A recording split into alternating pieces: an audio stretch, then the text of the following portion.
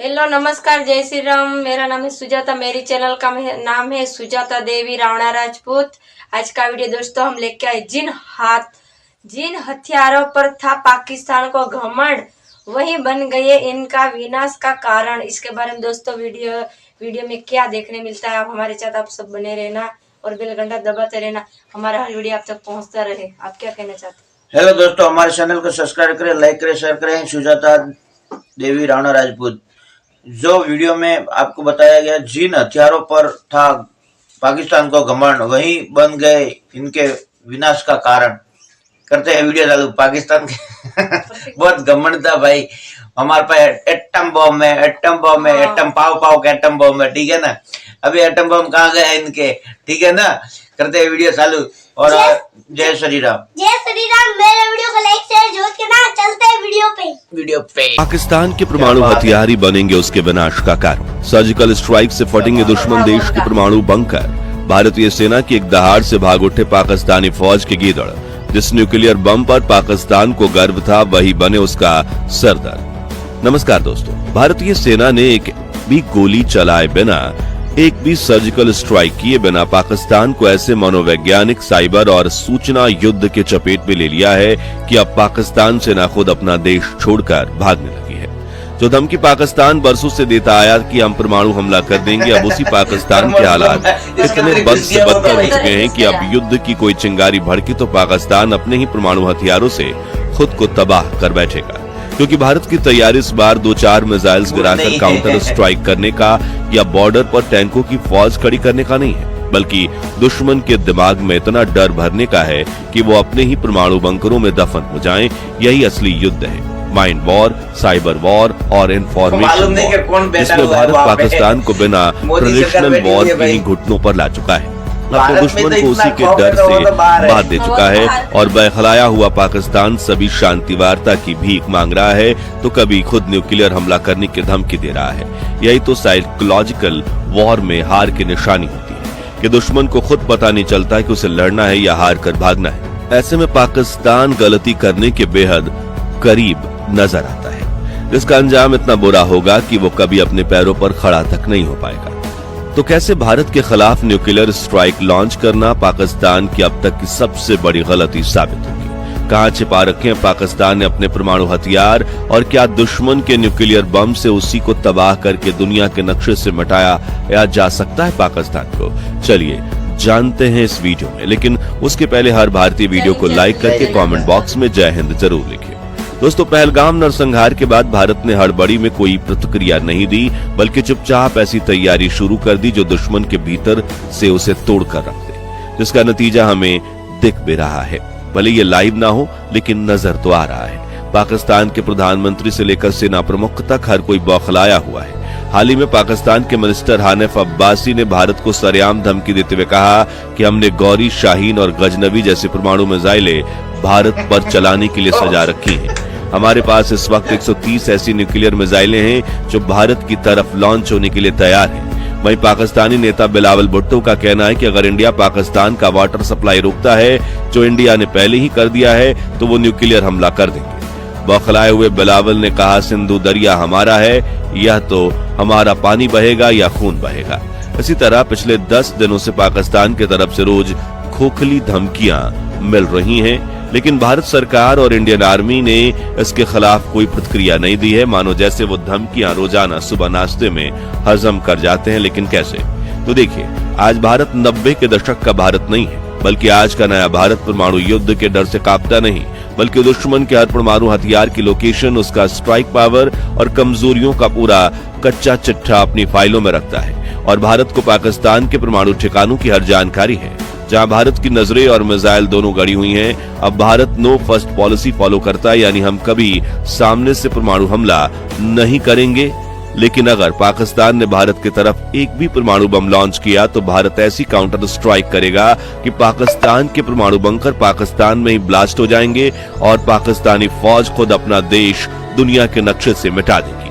हालांकि आपने सुना होगा कि हर देश के परमाणु ठिकाने खुफिया होते हैं, जैसे कि भारत के न्यूक्लियर बम स्टोरेज कहां है वो खुद हम भारतीयों को नहीं पता। तो फिर पाकिस्तान की ये डेटा लीक कैसे हुई? तो यह कमाल है सैटेलाइट इमेजरी और हाई लेवल इंटेलिजेंस रिपोर्ट का। इसमें भारत की spy agency research and analysis wing यानी रॉ माहिर है। तो पाकिस्तान के परमाणु अड्डे कहां हैं, चलिए जानते हैं।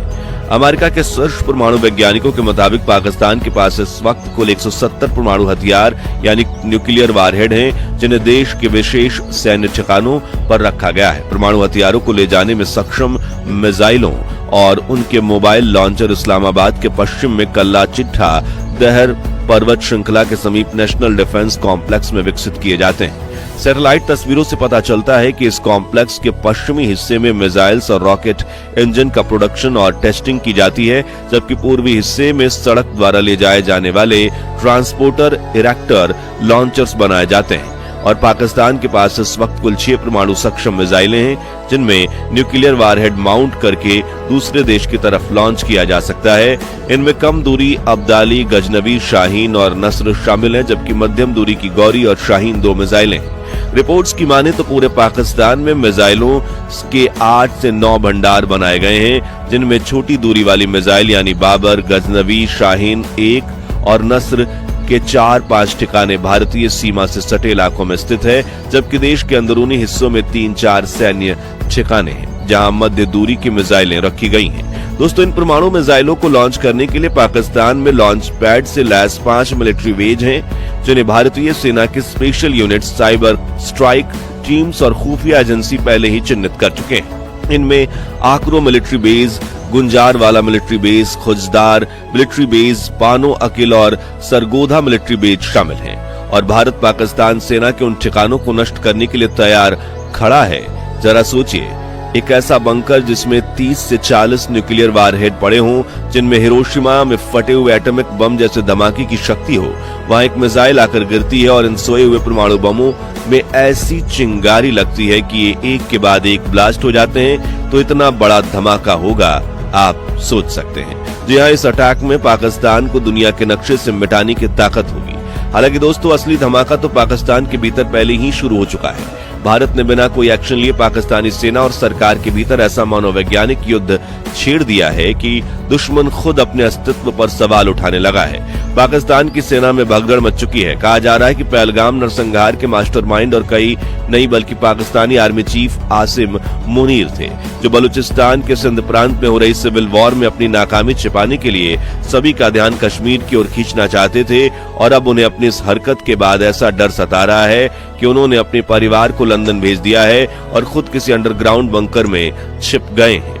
पाकिस्तान के दूसरे सैन्य अधिकारियों ने भी अपने परिवार को कनाडा और लंदन में शिफ्ट कर दिया है। पाकिस्तान के रावलपिंडी का सेना मुख्यालय, जिसके नीचे परमाणु हमले के बचने के बंकर तैयार किए गए हैं, आज वही बंकर डर और शर्म का प्रतीक बन चुका है। खबरों की माने तो पाकिस्तानी फौज के ब्रिगेडियर और मेजर समेत कुल 250 बड़े अधिकारी इस्तीफा देकर देश छोड़कर भागने की फिराक में हैं। आपको बता दें कि पाकिस्तान के हालात बिल्कुल ठीक नहीं हैं। इधर पाकिस्तान ऑक्युपाइड कश्मीर में गुस्साए लोग खुद भारत का हिस्सा बनने के लिए तैयार हैं, सड़क पर प्रोटेस्ट कर रहे हैं और पाकिस्तानी सेना के जवानों को मार रहे हैं। तो दूसरी तरफ बलूचिस्तान में लिबरेशन आर्मी यानी BLA समेत कई मिलिटेंट ग्रुप्स ने एक अलग देश की मांग में पाकिस्तानी सेना पर हमले शुरू कर दिए हैं। जैसे ही कि 18 मार्च 2025 को BLA ने पाकिस्तान के एक आर्मी कॉन्वे पे ही हमला किया था और उनके मिलिटेंट ने कहा था ये भारत में हुए पुलवामा हमले से भी बड़े स्केल का था, क्योंकि इसमें पाकिस्तानी सेना के 90 सैनिक मारे गए थे। बलूचिस्तान प्रांत के लोग और करीब 22 संगठनों का कहना है कि पाकिस्तानी सेना और सरकार हमेशा से हमारा शोषण करती आई है, लेकिन अब और नहीं। हमें बलूचिस्तान को एक स्वतंत्र राष्ट्र बनाना है, जिसके लिए पाकिस्तान में गृह युद्ध छिड़ गया है। और अगर बलूचिस्तान को आजादी मिल गई तो पाकिस्तान की कमर टूट जाएगी, क्योंकि पाकिस्तान की अर्थव्यवस्था सिर्फ इस वक्त बलूचिस्तान के नेचुरल रिसोर्सेज पर टिकी है।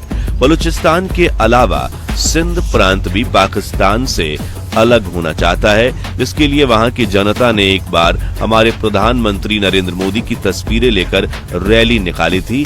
PM मोदी प्लीज हमें पाकिस्तान से आजाद करवाओ। यहाँ तक कि पाकिस्तान की जनता अपनी सरकार पर इतनी भड़की हुई है कि उन्होंने खुद कराची पोर्ट को ब्लॉक कर दिया है, जिस वजह से वहां 30,000 से अधिक कंटेनर्स ट्रक फंसे हुए हैं जिनमें $1 मिलियन का सामान है। और सबसे अहम बात तो यह है कि इनमें 1000 से ज्यादा ट्रक्स पेट्रोलियम प्रोडक्ट्स हैं, और यानी अगर इन्हें यहां से निकलने का मौका नहीं मिलता है तो पाकिस्तान की इंडस्ट्रीज पर बड़ा असर पड़ेगा और पावर प्लांट्स बंद पड़ने से पूरे देश में ब्लैकआउट हो जाएगा। इसके अलावा पाकिस्तान के खैबर पख्तूनख्वा में भी टीटीपी यानी तहरीके तालिबान पाकिस्तान ने भी पाकिस्तानी सेना के खिलाफ फुल स्केल हमला लॉन्च किया है, क्योंकि उन्हें भी एक अलग देश चाहिए। यानी एक तरफ पाकिस्तान पूरी तरह से सिविल वॉर की चपेट में आ चुका है, दूसरी तरफ अगर उसने भारत से युद्ध छेड़ा तो यहाँ भारतीय सेना उसकी फौज का सफाया कर देगी, जिसका फायदा उठाते हुए इन तीनों प्रांत के मिलिटेंट ग्रुप्स और आम जनता भी अपने इलाकों को पाकिस्तान सेना के कंट्रोल से छुड़वाने की पूरी कोशिश करेगी, जिसमें कुल मिलाकर होगा यही कि पाकिस्तान का नाम दुनिया के नक्शे से ही मिट जाएगा। तो दोस्तों, क्या भारतीय सेना को पाकिस्तान से अपना कश्मीर वापस लेना चाहिए या फुल स्केल वॉर लॉन्च करके पाकिस्तान सेना को घुटनों पर ला देना चाहिए, जिससे शायद बलूचिस्तान और सिंध भी आजाद हो जाएंगे? इस बारे में अपनी राय हमें कमेंट्स में बताइए। उम्मीद है आपको ये वीडियो पसंद आया होगा। हाँ, तो वीडियो को लाइक और शेयर करके 11,000 लाइक्स को जरूर करवा दीजिए, और इसी मुद्दे पर अगले अपडेट्स के लिए हमारे चैनल को सब्सक्राइब करके पास वाली घंटी जरूर बजा दीजिए। जय हिंद, वंदे मातरम। दोस्तों, पाकिस्तान पे हमला तो हो गया है और वहाँ पे सब उधर उधर भाग रहे हैं और पाकिस्तान के 2-3 टुकड़े तो होने ही वाले हैं, ठीक है ना? और आपका क्या कहना है? हेलो दोस्तों, ये वीडियो तो खत्म हो चुका है। पाकिस्तान के तो टुकड़े हो चुके हैं, सब पाकिस्तानी इधर उधर दौड़ रहे हैं। और आपको ये हमारा वीडियो कैसा लगा है दोस्तों, ये कमेंट में बता सकते हैं आप। एक नए वीडियो के साथ आप सभी के साथ हमारी मुलाकात होगी। तब तक लिए जय श्री राम, जय भारत। अगले वीडियो मिलते हैं दोस्तों।